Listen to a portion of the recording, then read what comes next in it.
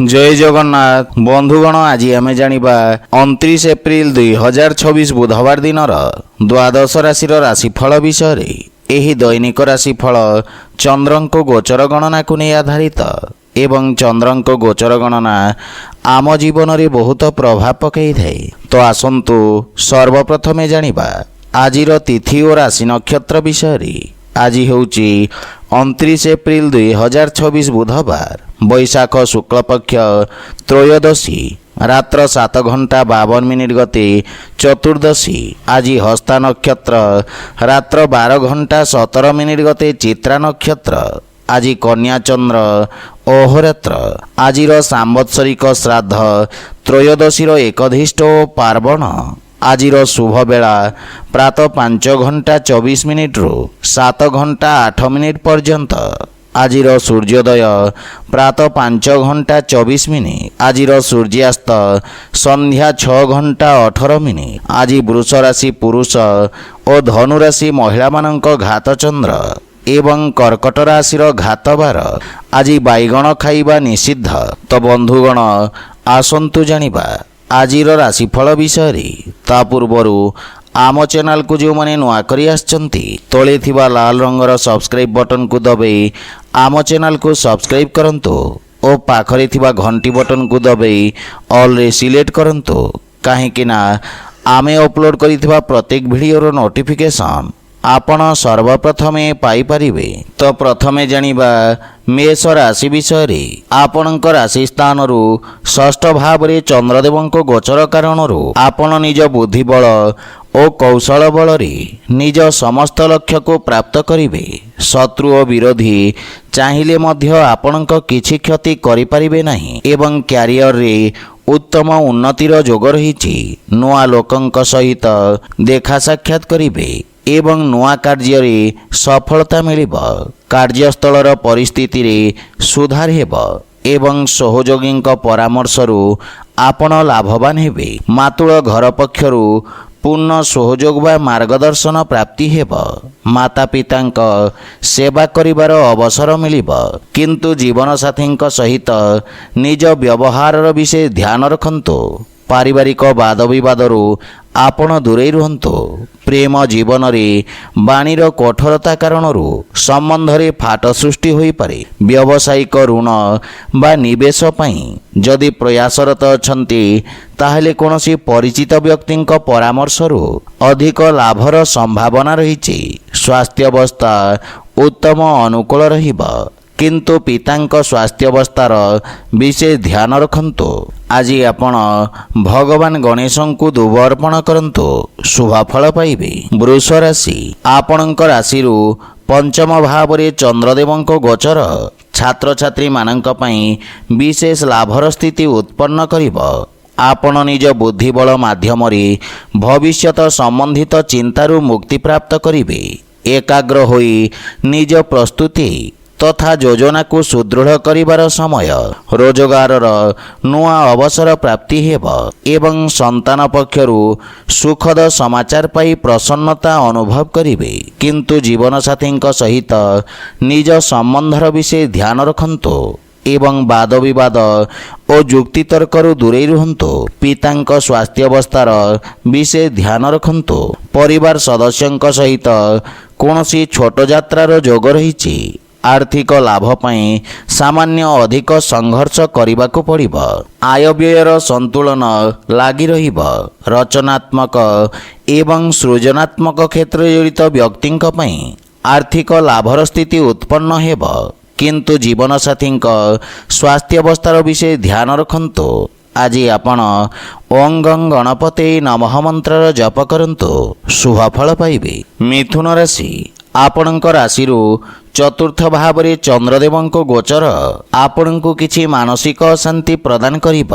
व्यवसाय क्षेत्र रे किछि अप्रिय परिवर्तनर संभावना रहिछि एवं आपणको कोनोसी प्रकार धोखा मिलिबार मध्य आशंका रहिछि। मानसिक चिंता कारणरू आपणको बाणी रे कठोरतार भाव रहिब।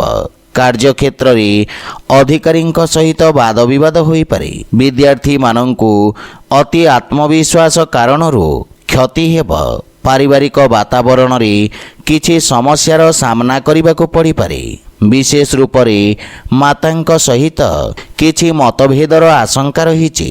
ମହତ୍ତ୍ୱପୂର୍ଣ୍ଣ ବିଷୟରେ ପିତାଙ୍କ ମାର୍ଗଦର୍ଶନ ତଥା ସହଯୋଗରୁ ଲାଭ ମିଳିବ ଏବଂ ଜୀବନସାଥୀଙ୍କ ଭାବନାକୁ ବୁଝିବାର ଅବସର ପ୍ରାପ୍ତି ହେବ ତଥା ସମ୍ପର୍କରେ ପ୍ରଗାଢ଼ତା ଆସିବ। ପ୍ରେମ ଜୀବନରେ ମଧୁରତାର ଭାବ ରହିବ, କିନ୍ତୁ ଆର୍ଥିକ ସ୍ଥିତିର ବିଶେଷ ଧ୍ୟାନ ରଖନ୍ତୁ ଏବଂ କୌଣସି ପ୍ରକାର ଭୁଲ ନିର୍ଣ୍ଣୟ କାରଣରୁ ବଡ଼ କ୍ଷତିର ସମ୍ଭାବନା ରହିଛି। ଆପଣଙ୍କୁ କିଛି ମାନସିକ ସମସ୍ୟା ହଇରାଣ କରିପାରେ। ସେଥିପାଇଁ ମନକୁ ଏକାଗ୍ର ତଥା ଶାନ୍ତ ରଖିବାର ପ୍ରୟାସ କରନ୍ତୁ। ଆଜି ଆପଣ ଭଗବାନ ଶିବଙ୍କ ପୂଜାର୍ଚ୍ଚନା କରନ୍ତୁ, ଶୁଭଫଳ ପାଇବେ। କର୍କଟ ରାଶି, ଆଜି ଆପଣଙ୍କ ରାଶି ସ୍ଥାନରୁ ତୃତୀୟ ଭାବରେ ଚନ୍ଦ୍ରଦେବଙ୍କ ଗୋଚର ଆପଣଙ୍କ ପ୍ରଭାବ କ୍ଷେତ୍ରର ବିସ୍ତାର କରିବ। ପତ୍ରକାରିତା ବା ସାମ୍ବାଦିକତାରେ ଜଡ଼ିତ ବ୍ୟକ୍ତିଙ୍କୁ ବିଶେଷ ଲାଭ ମିଳିବ। ଧାର୍ମିକ କାର୍ଯ୍ୟରେ ଆପଣଙ୍କ ରୁଚି ବଢ଼ିବ। କୌଣସି ପରିଚିତ ବ୍ୟକ୍ତିଙ୍କ ସହାୟତାରୁ ବ୍ୟାପାର କ୍ଷେତ୍ରରେ ନୂଆ ଅବସର ପ୍ରାପ୍ତି ହେବ।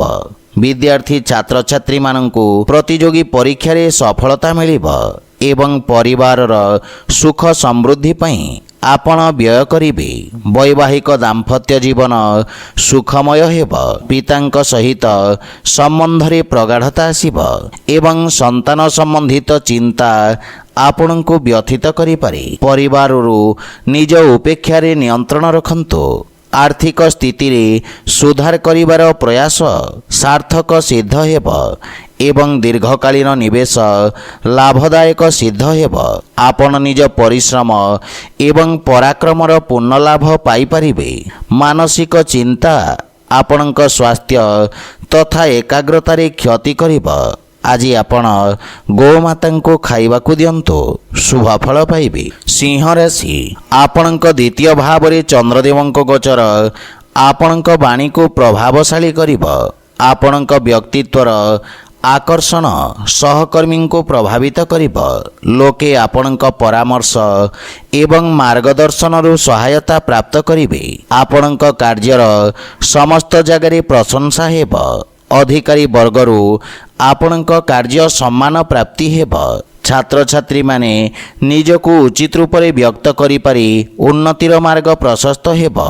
ଆପଣଙ୍କ ବାଣୀର ମଧୁରତାରୁ ପାରିବାରିକ ସମ୍ପର୍କରେ ପ୍ରଗାଢ଼ତା ଆସିବ ଏବଂ ପରିବାରରେ ସୁଖ ସମୃଦ୍ଧିର ବୃଦ୍ଧି ହେବ।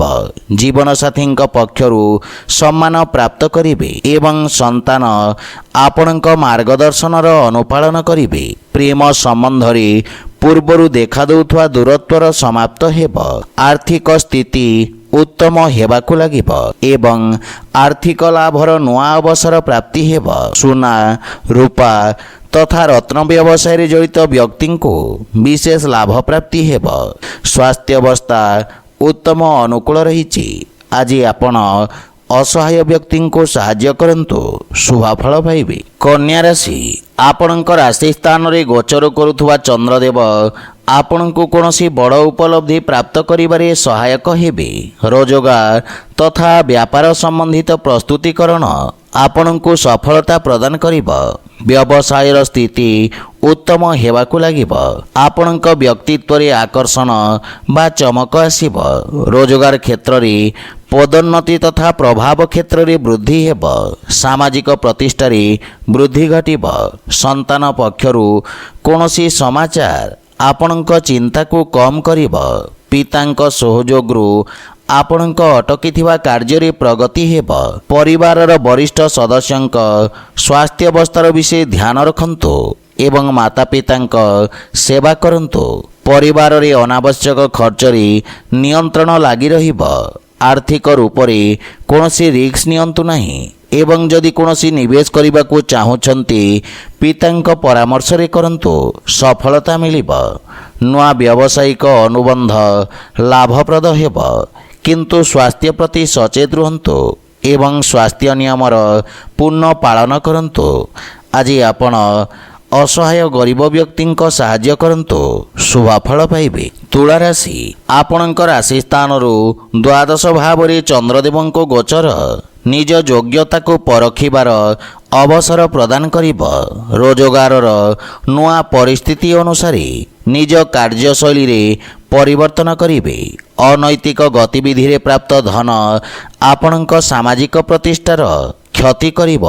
ଆପଣଙ୍କୁ ନିଜ ନିର୍ଣ୍ଣୟରେ ଅତ୍ୟଧିକ ସାବଧାନ ରହିବାର ଆବଶ୍ୟକତା ରହିଛି। କ୍ରୋଧର ଅଧିକତା କାରଣରୁ ସ୍ଥିତି ଖରାପ ହେବ ଏବଂ ବିଦ୍ୟାର୍ଥୀମାନଙ୍କୁ ନିଜ ଲକ୍ଷ୍ୟ ପ୍ରାପ୍ତ କରିବାରେ ଅଧିକ ସଂଘର୍ଷ କରିବାକୁ ପଡ଼ିବ। ପାରିବାରିକ ସ୍ଥିତି ସାମାନ୍ୟ ଚିନ୍ତାଜନକ ରହିପାରେ, କିନ୍ତୁ ପିତାଙ୍କ ଆଶୀର୍ବାଦରୁ ସମସ୍ତ ସମସ୍ୟାର ସମାଧାନ ହେବ। ଜୀବନସାଥୀଙ୍କ ପୂର୍ଣ୍ଣ ସହଯୋଗ ଆପଣଙ୍କ କାର୍ଯ୍ୟରେ ସହାୟକ ହେବ, କିନ୍ତୁ ପ୍ରେମ ସମ୍ପର୍କରେ କିଛି ସମସ୍ୟା ଦେଖାଦେଇପାରେ। ସେଥିପାଇଁ ନିଜ ବାଣୀରେ ସଂଯମତା ବଜାୟ ରଖନ୍ତୁ। ଆର୍ଥିକ ସ୍ଥିତି ସାମାନ୍ୟ ରହିବ ଏବଂ କୌଣସି ପ୍ରକାର ଋଣ ବା ସେୟାର ମାର୍କେଟ ଆଦିରେ ନିବେଶରୁ ଆପଣ ଦୂରେଇ ରୁହନ୍ତୁ, ଅନ୍ୟଥା କ୍ଷତିର ସମ୍ଭାବନା ରହିଛି। ସ୍ୱାସ୍ଥ୍ୟାବସ୍ଥା ମଧ୍ୟମ ରହିବ, କିନ୍ତୁ ଶ୍ୱାସ ସମ୍ବନ୍ଧିତ ରୋଗୀ ସ୍ୱାସ୍ଥ୍ୟାବସ୍ଥାର ବିଷୟ ଧ୍ୟାନ ରଖନ୍ତୁ। ଆଜି ଆପଣ ଭଗବାନ ଗଣେଶଙ୍କୁ ଧୂପ ଅର୍ପଣ କରନ୍ତୁ, ଶୁଭଫଳ ପାଇବେ। ବିଛା ରାଶି, ଆପଣଙ୍କ ଲାଭ ଭାବରେ ଚନ୍ଦ୍ରଦେବଙ୍କ ଗୋଚର କୌଣସି ବହୁ ପ୍ରତୀକ୍ଷିତ ଶୁଭ ସମାଚାର ମିଳିବାର ସ୍ଥିତି ଉତ୍ପନ୍ନ କରିବ। ଆପଣଙ୍କ ସାମାଜିକ କ୍ଷେତ୍ରର ବୃଦ୍ଧି ହେବ। ରୋଜଗାର କ୍ଷେତ୍ରରେ ସଫଳତାର ଯୋଗ ରହିଛି। କୌଣସି ରାଜକୀୟ ସଂସ୍ଥାରୁ ବ୍ୟାପାରିକ ଅନୁବନ୍ଧ ପ୍ରାପ୍ତ ହୋଇପାରେ। ଆପଣ ନିଜ ବ୍ୟବସାୟରେ ପରିସ୍ଥିତି ଅନୁସାରେ ପରିବର୍ତ୍ତନ କରିବେ ଏବଂ ଭବିଷ୍ୟତ ଯୋଜନା ହେତୁ କ୍ଷେତ୍ର ବିଶେଷ ବିଶେଷଜ୍ଞଙ୍କ ପରାମର୍ଶ ସହାୟକ ସାବ୍ୟସ୍ତ ହେବ। ସନ୍ତାନ ପକ୍ଷରୁ କୌଣସି ଶୁଭ ସମାଚାର ଆପଣଙ୍କୁ ପ୍ରସନ୍ନ କରିବ ଏବଂ ସନ୍ତାନଙ୍କ ଉନ୍ନତି ହେବ। ଆପଣଙ୍କ ବନ୍ଧୁମିତ୍ର କାର୍ଯ୍ୟକ୍ଷେତ୍ରରେ ଦେଖାଦେଉଥିବା ସମସ୍ୟାରେ ଆପଣଙ୍କ ସହାୟତା କରିବେ। ପ୍ରେମ ଜୀବନରେ ନୂଆ ଉତ୍ସାହ ଅନୁଭବ କରିବେ। ଆର୍ଥିକ ପକ୍ଷ ମଜବୁତ ରହିଛି। ବିଦେଶ ସମ୍ବନ୍ଧିତ ବ୍ୟବସାୟୀମାନଙ୍କ ପାଇଁ ଲାଭର ସ୍ଥିତିରେ ବୃଦ୍ଧି ହେବ। ଆଇନ କାନୁନ କ୍ଷେତ୍ରରେ ଜଡ଼ିତ ବ୍ୟକ୍ତିଙ୍କୁ ଆର୍ଥିକ ଲାଭ ମିଳିବ ଏବଂ ତ୍ୱଚା ସମ୍ବନ୍ଧିତ ରୋଗରୁ ମୁକ୍ତି ମିଳିବ। ଆଜି ଆପଣ ପକ୍ଷୀଙ୍କୁ ଦାନା ଖାଇବାକୁ ଦିଅନ୍ତୁ, ଶୁଭଫଳ ପାଇବେ। ଧନୁରାଶି, ଆପଣଙ୍କ ରାଶି ସ୍ଥାନରୁ ଦଶମ ଭାବରେ ଚନ୍ଦ୍ରଦେବଙ୍କ ଗୋଚର ଆପଣଙ୍କ ଅଧିକାରୀ ପକ୍ଷ ତଥା ଶାସକୀୟ କ୍ଷେତ୍ରରୁ ଲାଭ ପ୍ରାପ୍ତି ହେବ। ରାଜକୀୟ କ୍ଷେତ୍ରରେ କାର୍ଯ୍ୟରତ ବ୍ୟକ୍ତିଙ୍କ ପାଇଁ ଯଶ ଓ ମାନ ସମ୍ମାନ ବୃଦ୍ଧିର ପ୍ରବଳ ଯୋଗ ରହିଛି। ଆପଣଙ୍କ କାର୍ଯ୍ୟଶୈଳୀରେ ଏକ ନୂଆ ଚମକ ଆସିବ। ପୂର୍ବରୁ ଦିଆଯାଇଥିବା ପ୍ରତିଯୋଗୀ ପରୀକ୍ଷାର ପରିଣାମ ସୁଖଦ ଆସିବ। ପିତାଙ୍କ ମାର୍ଗଦର୍ଶନରେ ନିଆଯାଇଥିବା ନିର୍ଣ୍ଣୟ ସଫଳ ସିଦ୍ଧ ହେବ। ମାତା ପିତା ଆପଣଙ୍କ ପ୍ରତି ଗୌରବାନ୍ୱିତ ଅନୁଭବ କରିବେ ଏବଂ ପରିବାରର ପୂର୍ଣ୍ଣ ସହଯୋଗ ମିଳିବ, କିନ୍ତୁ ଜୀବନସାଥୀଙ୍କ ସହିତ କିଛି ବିବାଦର ସମ୍ଭାବନା ରହିଛି। ବିଦେଶରୁ ଆପଣଙ୍କୁ ଶୁଭ ସମାଚାର ପ୍ରାପ୍ତି ହେବ। ପ୍ରେମ ଜୀବନରେ ମଧୁରତାର ଭାବ ରହିବ ଏବଂ ବ୍ୟବସାୟ ସମ୍ବନ୍ଧିତ ଯାତ୍ରାର ଯୋଗ ରହିଛି। ଆର୍ଥିକ ସ୍ଥିତିରେ ଲାଭ ହେବ, କିନ୍ତୁ ଋଣ ଦେବା ନେବାରୁ ଆପଣ ଦୂରେଇ ରୁହନ୍ତୁ, ଅନ୍ୟଥା ଦିଆଯାଇଥିବା ଧନ ମିଳିବାରେ ସନ୍ଦେହ ରହିଛି। ମାତା ପିତାଙ୍କ ସ୍ୱାସ୍ଥ୍ୟାବସ୍ଥାର ବିଷୟ ଧ୍ୟାନ ରଖନ୍ତୁ। ଆଜି ଆପଣ ଶିବଲିଙ୍ଗରେ ବେଲପତ୍ର ଅର୍ପଣ କରନ୍ତୁ, ଶୁଭଫଳ ପାଇବେ। ମକର ରାଶି, ଆଜି ଆପଣଙ୍କ ଭାଗ୍ୟ ଭାବରେ ଚନ୍ଦ୍ରଦେବଙ୍କ ଗୋଚର ଆପଣଙ୍କ ଲାଭରେ ବୃଦ୍ଧି କରିବ। ରୋଜଗାର କରିବାର ପ୍ରୟାସରେ ସଫଳତା ପ୍ରାପ୍ତି ହେବ। ଆଜି ଆପଣ ଆଳସ୍ୟକୁ ତ୍ୟାଗ କରି କାର୍ଯ୍ୟକ୍ଷେତ୍ରରେ ନୂଆ ଉର୍ଜାର ସଞ୍ଚାର କରିବେ ଏବଂ ଉନ୍ନତି ହେବ। ନ୍ୟାୟିକ ମାମଲାରେ ନିର୍ଣ୍ଣୟ ଆପଣଙ୍କ ସପକ୍ଷରେ ରହିବ। ଆପଣଙ୍କ ଦ୍ୱାରା କରାଯାଇଥିବା ସାମାଜିକ କାର୍ଯ୍ୟରୁ ଆପଣଙ୍କ ମାନ ସମ୍ମାନ ଓ ପଦ ପ୍ରତିଷ୍ଠାରେ ବୃଦ୍ଧି ଘଟିବ। ଛାତ୍ରଛାତ୍ରୀମାନଙ୍କୁ ପରୀକ୍ଷାରେ ଉତ୍ତମ ପରିଣାମ ପ୍ରାପ୍ତି ହେବ। ପୈତୃକ ସମ୍ପତ୍ତି ମିଳିବାର ମଧ୍ୟ ପ୍ରବଳ ଯୋଗ ରହିଛି। ଜୀବନସାଥୀଙ୍କ ସହିତ ମଧୁରତାର ଭାବ ରହିବ। ପିତାଙ୍କ ସହଯୋଗ ଆପଣଙ୍କୁ ବିଷମ ପରିସ୍ଥିତିରେ ଲଢ଼ିବାରେ ସହାୟତା କରିବ। ପାରିବାରିକ ସଦସ୍ୟ ଆପଣଙ୍କ କଥାରେ ପ୍ରଭାବିତ ହେବେ ଏବଂ ପ୍ରେମ ଜୀବନ ପାଇଁ ସମୟ ବାହାର କରିବେ। ଆର୍ଥିକ ସ୍ଥିତି ଉତ୍ତମ ହେବାକୁ ଲାଗିବ ଏବଂ ଆକସ୍ମିକ ଧନଲାଭର ମଧ୍ୟ ପ୍ରବଳ ଯୋଗ ରହିଛି। ଯୋଜନାବଦ୍ଧ ଭାବରେ କରାଯାଇଥିବା ନିବେଶ ଆପଣଙ୍କ ଲାଭର ସ୍ଥିତିକୁ ବିକଶିତ କରିବ। ମୁଣ୍ଡ ବ୍ୟଥା ତଥା ଶାରୀରିକ ପୀଡ଼ା ଅନୁଭବ କରିବେ। ଆଜି ଆପଣ ହନୁମାନ ଚାଳିଶାର ପାଠ କରନ୍ତୁ, ଶୁଭଫଳ ପାଇବେ। କୁମ୍ଭ ରାଶି, ଆଜି ଆପଣଙ୍କ ରାଶି ସ୍ଥାନରୁ ଅଷ୍ଟମ ଭାବରେ ଚନ୍ଦ୍ରଦେବଙ୍କ ଗୋଚର କାରଣରୁ ଆପଣଙ୍କ କାର୍ଯ୍ୟକ୍ଷେତ୍ରରେ ପରିବର୍ତ୍ତନ ବା ସ୍ଥାନାନ୍ତରଣର ସମ୍ଭାବନା ରହିଛି। ଆପଣ ନିଜ ପରିଶ୍ରମ ବା ଧୈର୍ଯ୍ୟ ବଳରେ ସମସ୍ତ ସମସ୍ୟାରୁ ମୁକ୍ତି ପାଇବେ, କିନ୍ତୁ ଆପଣଙ୍କ ଆତ୍ମବିଶ୍ୱାସରେ ହାନି ଘଟିବ। ନିର୍ଣ୍ଣୟ ନେବାରେ ଅସାମଞ୍ଜସ୍ୟ ସ୍ଥିତି ଉତ୍ପନ୍ନ ହେବ।